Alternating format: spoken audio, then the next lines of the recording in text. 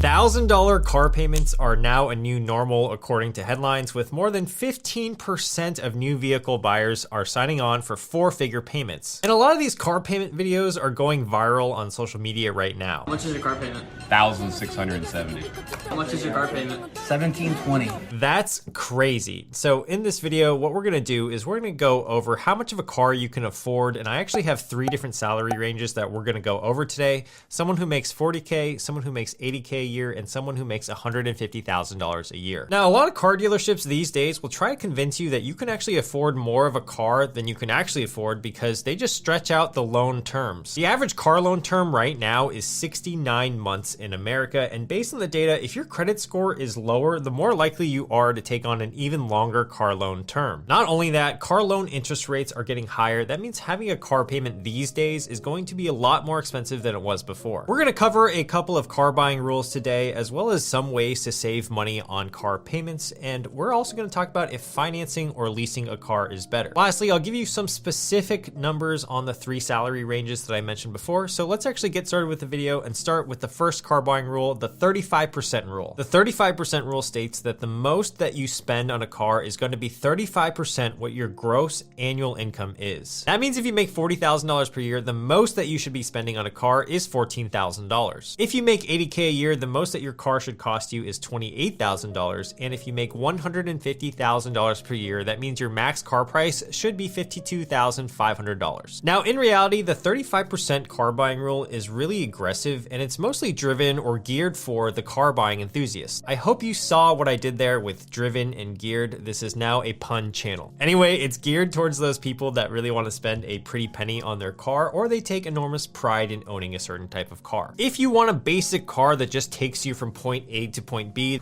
okay, let's see what this baby can do, huh?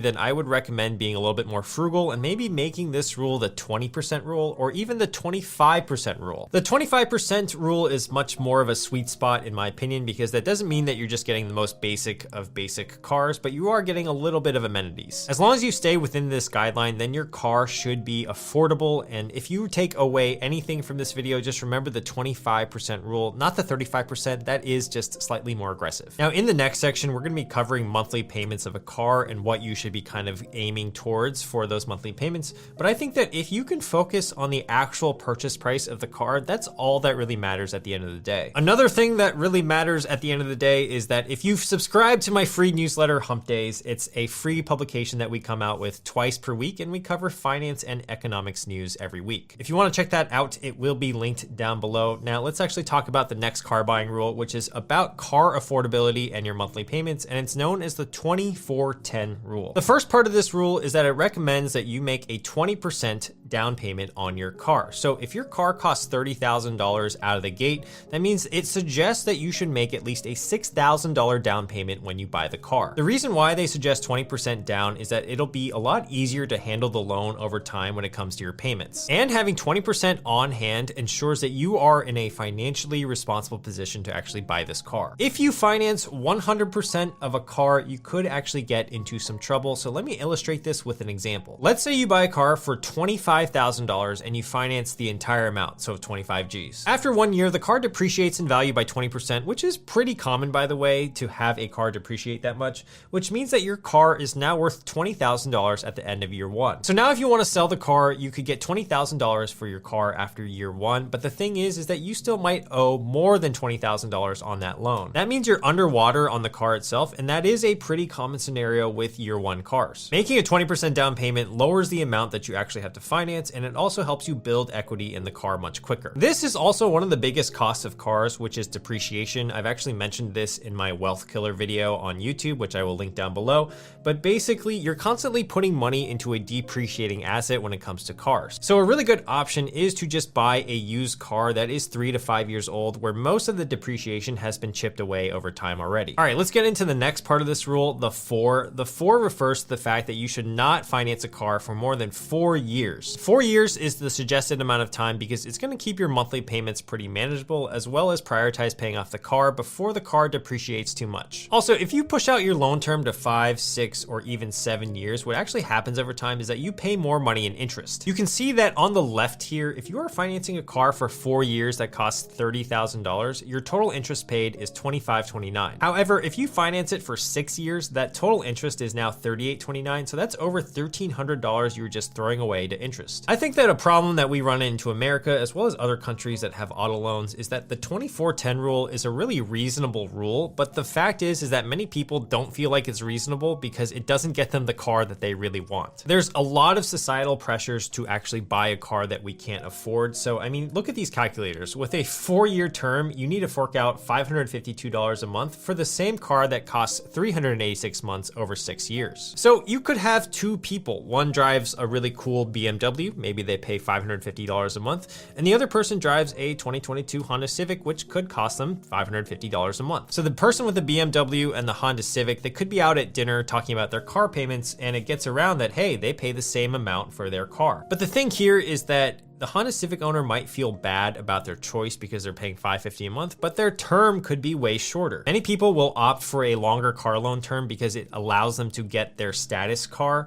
or a car that's out of their actual affordability budget. So don't fall for that. Let's actually go into the last portion of the 24/10 rule, and that's the 10. The 10 refers to the fact that you should aim to keep your monthly car payments, including insurance and maintenance, to be less than 10% of your gross monthly income. Note that this does not include fuel costs, but you should always factor in fuel costs into your overall budget anyway. So here's a table of incomes between $40,000 and $150,000 per year and how much of a car payment that you can afford. An easy rule of thumb is to simply take your gross annual salary and divide it by 120. That'll actually get you the maximum monthly car payment that you can afford. So looking at these salaries, if you make $40,000 a year, you can afford a $333 car payment, including maintenance and insurance. At $80K, that becomes $666 a month, and at $150,000 per year, it'll be $1,250 per month that you can afford. Now, just because you can afford something that might be a higher car payment than you expected, does that mean you should just max it out for the sake of maxing it out? Probably not. Always be prudent with what you can afford. If you've watched the Wealth Killer video on my channel, which over 1 million of you have, you'll know exactly why cars can really hurt in terms of compounding your wealth. The lower that you can spend on a car, the better, because you can take that excess cash difference, you can invest it in stocks, you could save for a house, you could do so many more things with it than just putting it into a car payment. Now, a common question is, why is it 10%? Why is it not 15% or 20% of our gross monthly income? The purpose of this rule is that it leaves room for you in your budget for all the other things in life. We want to ensure that we have enough money to cover any other financial situations that come up, and so keeping your car payments less than 10% of your gross monthly income achieves this goal. All right, so a big question is, should you buy or should you lease a car? And then if you are buying the car, should you finance it or should you pay it all in cash? Let's cover the leasing portion first. Leasing usually makes sense if you want a new car every 3 or 4 years, or if you just want an overall lower monthly payment. If that's the case, you are better off leasing than you are buying. Some other pros of leasing a car include a very low down payment, usually 0, warranty coverage, as well as if you are a small business owner, you could potentially write off some of the lease payments. The cons include the fact that there are some mileage limits, so if you go over, you have to pay a little bit extra,